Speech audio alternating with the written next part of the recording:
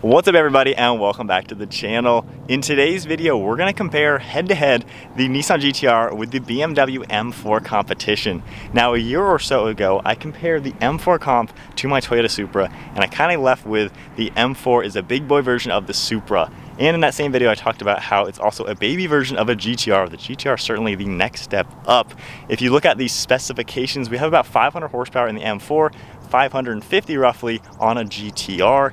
And they both weigh about the same, all-wheel drive cars. And then the GTR is about 110 to 120 grand. M4s you're looking maybe like $70,000 to $95,000. So pretty good price difference as well. And we're gonna basically see, is this a more civilized version on a better budget version of the GTR?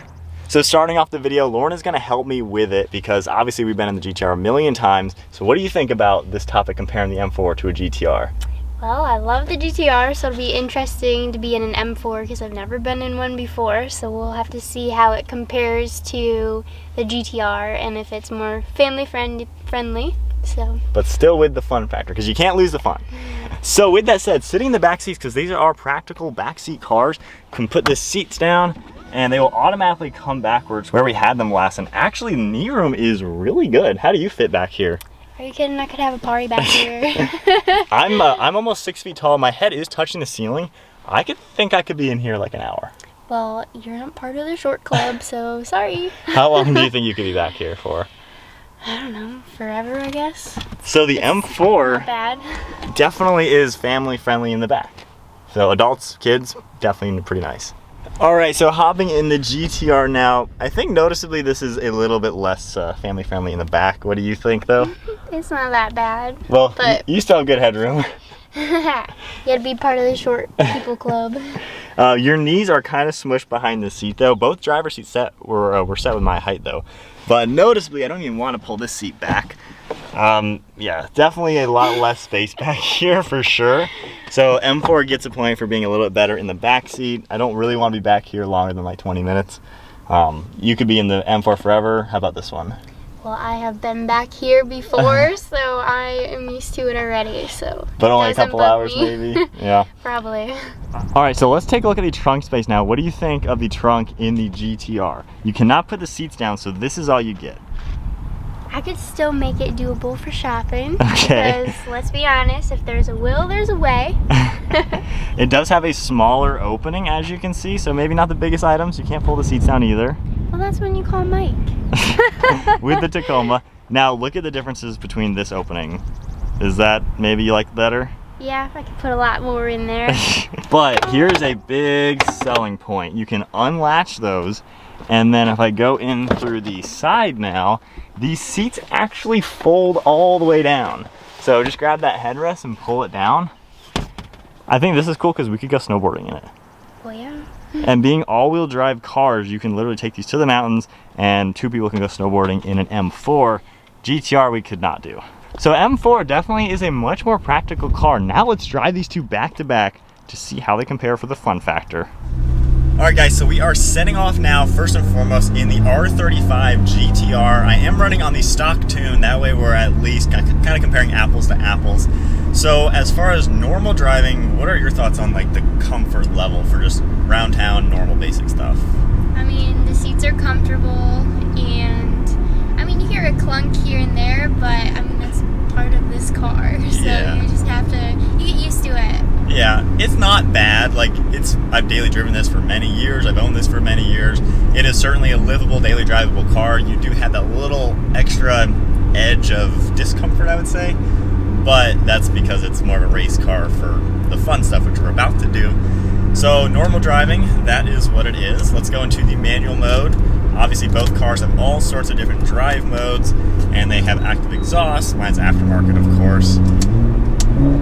So for the fun aspects, even on 13 PSI, which is less than stock, still pretty quick car. The dual clutch you totally feel a lot differently.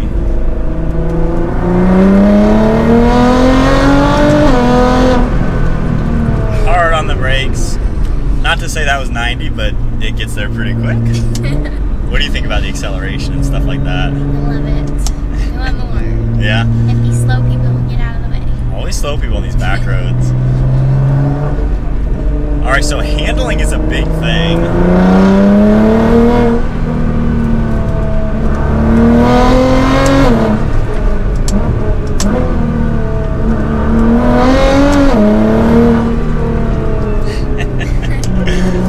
As a passenger, how does it feel hard turns going 70 round sharp turns? As long as you have your hand here, you're good. So it's nice you got the grab handles there. Steering's good. It's a little bit of a heavier car, but I think it's about identical with the M4. You don't really feel the weight that bad. Pretty light on its toes for what it is. The all-wheel drive, it really does pull you around those harder turns for sure. So I think that really helps out a lot. Let's check out some launch control, feel out the acceleration, because there is a huge difference, even stock to stock. This does 0 to 60 in 2.7 seconds. The M4 is 4 seconds. And I know some people may think, well, that's not that big of a difference, but if you really look at the percentage, that's a huge difference. So you ready for some launch control? Do you even have to ask me? Come on. All right, ready? Yep.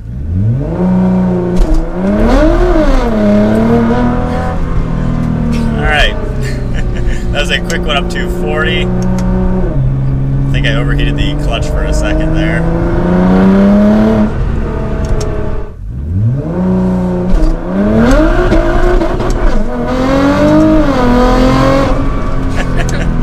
Alright, well there we go. So launch control's pretty fast. Well, yeah. Absolutely. So certainly it gets up to speed, very fast car. You do get a lot of that raw aspects with the GTR. So let's get it up to some speed.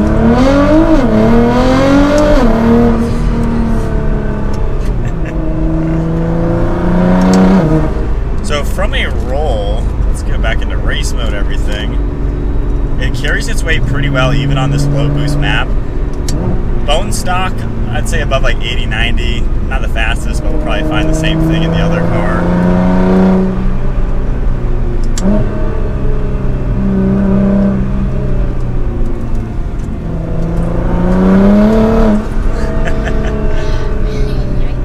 The all-wheel drive lets you save it a little bit.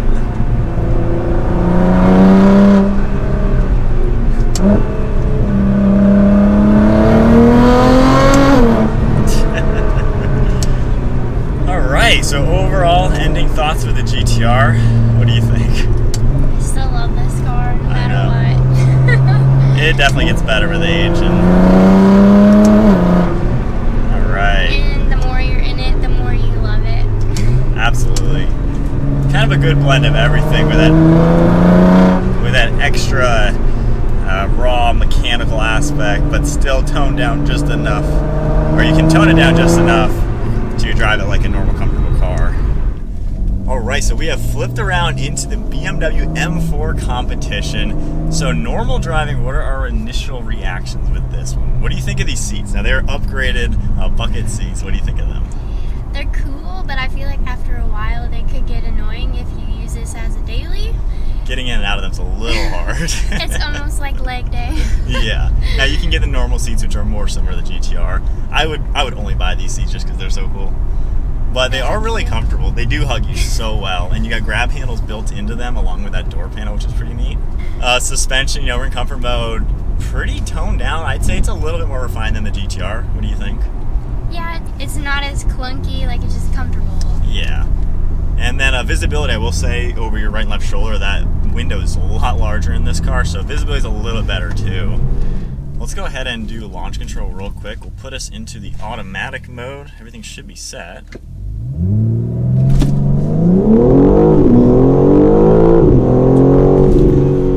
Not bad, what do you think? Yeah, it's not bad. It is crazy because this car is such a good car, but coming out of the GTR, you do noticeably notice a difference as far as performance goes. Just basically acceleration. A little bit of a tune and it'll be good. Yeah, and that was driving, again guys, the GTR on 13 PSI, less than stock. Big difference. Like right there, 5th gear, rolling acceleration. There's some lag in it. I could see a little bit more performance to it. but the handling is certainly there. I feel like it's a little bit more pinpointy given it's a lot more modern technology. On the GTR, even though mine's a 14, the newest one is nearly identical. I've driven them, of course. This car is a much newer car, brand new generation, just a few years old, and you do get a lot more of that aspect with this car of handling, but it is still definitely a powerful car. So second gear now.